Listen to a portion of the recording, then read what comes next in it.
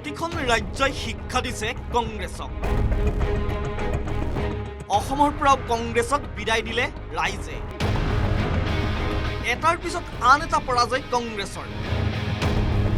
ভৱিষ্যতে পৰাজয়ৰ শতক অৰ্জন কৰিব কংগ্ৰেছে।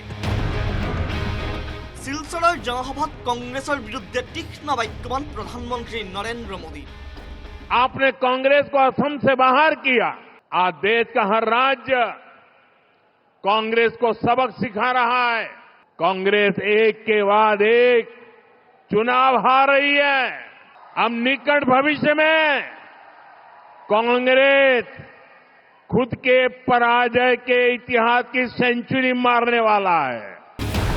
পৰাজয়ৰ হতাশাই দগ্ধ কৰা কংগ্ৰেছে এতিয়া দেশৰ স্বাৰ্থজড়িত বিষয়ৰো বিৰোধিতা কৰে। শেহতীয়াকৈ দিল্লীত অনুষ্ঠিত AI সন্মিলনত কংগ্ৰেছে কৰা প্ৰতিবাদৰ বিৰুদ্ধে সৰব হ'ল প্ৰধানমন্ত্ৰী নৰেন্দ্ৰ মোদী। হতাশাৰ বাবে নিজেই উলংগ হৈছে কংগ্ৰেছ। শিলচৰত এই মন্তব্য প্ৰধানমন্ত্ৰী নৰেন্দ্ৰ মোদী। हार की हताशा से भरी कांग्रेस ने देश के खिलाफ ही मोर्चा खोल दिया है।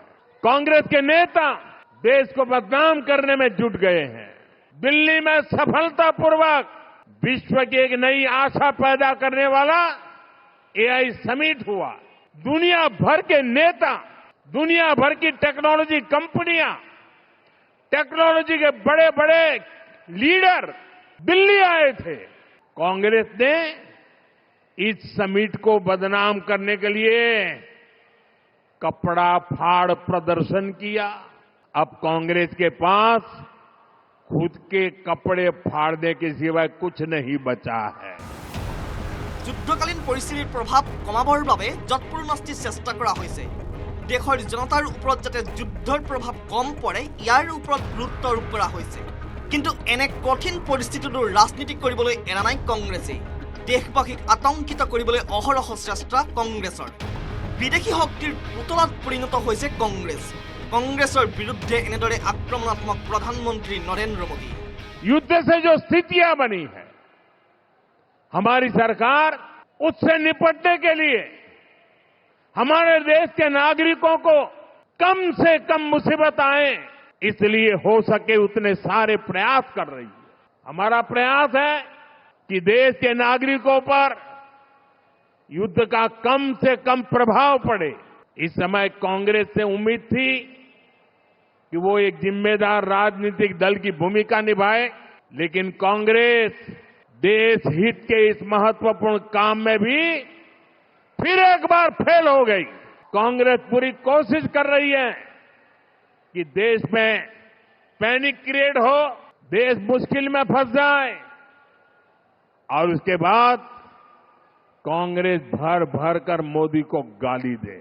असम के लिए, देश के लिए कांग्रेस का कोई विजन ही नहीं है।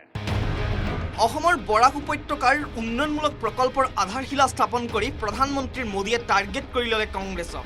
বৰাক উপত্যকাৰ উন্নয়নৰ বাবে বিশেষ একো নকৰিলে কংগ্ৰেছে। এতিয়া ডাবল ইঞ্জিনৰ চৰকাৰে পৰিৱেশ সলনি কৰিছে। বৰাকৰ উন্নয়নৰ প্ৰসংগৰে কংগ্ৰেছক তুলাধুনা প্ৰধানমন্ত্ৰী নৰেন্দ্ৰ মোদী।